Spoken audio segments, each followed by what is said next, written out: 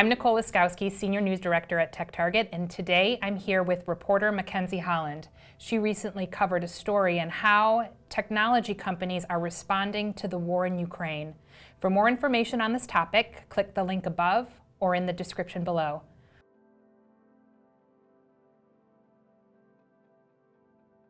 I wanted to first get started by asking how this story evolved. Sure, I'm glad you asked. Well, first of all, I worked on this story in conjunction with two other reporters here on the news team, Patrick Thibodeau and Jim O'Donnell. And really, the reason that we caught onto this story is via social media. The Ukraine Vice Prime Minister, Mikhailo Fedorov, he took to social media, really amping up pressure on tech companies and essentially putting out a rallying cry for an IT army, asking them to stop product sales, stop services to Russia. Following the invasion, essentially calling out companies to, respond to this and put pressure on Russia. And so that's how we really got started on this story, was through social media and Ukraine's Vice Prime Minister putting out that rallying cry. So talk a little bit about the responses you're seeing from these technology companies. Sure. I know the White House has put out some sanctions that's affecting the kinds of responses you're seeing, but what else are you seeing? Sure, yeah, and that's perfectly right to say that. Fedorov put out the rallying cry on social media, but President Joe Biden has also placed economic sanctions on Russia, which is really impacting their ability to purchase high tech and to purchase anything outside of the country. And essentially, the companies that are responding now are not only responding to Fedorov and the sanctions, but it is a show of support for them, for Ukraine, to respond in this manner. So companies like Google, they've limited ad revenue for Russian-backed state media. They've limited services such as Google Pay, and so has Apple. Apple's limited Apple Pay. They've stopped new product sales in Russia. And even companies beyond big tech, Oracle, SAP. So we're really seeing a broad response across the board in multiple areas of company providing services and products to Russia.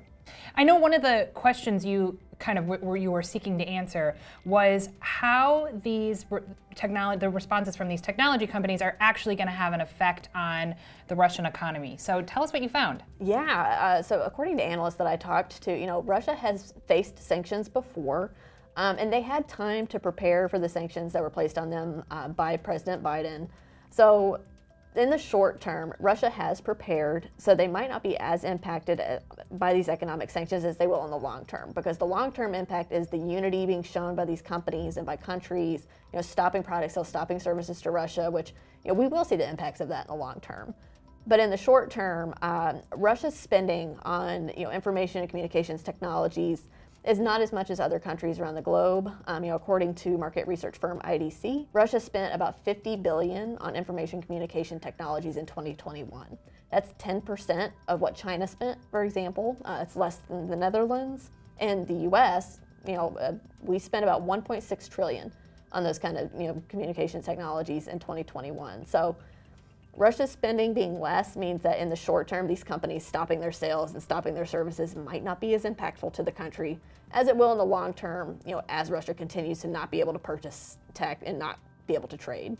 That raises another question, though, I'm interested in hearing you talk about a little bit, is then how does this response affect the technology companies themselves, the economics there? Sure, and I think we see that a little bit in the language of how these companies are responding to stopping sales and stopping services in Russia.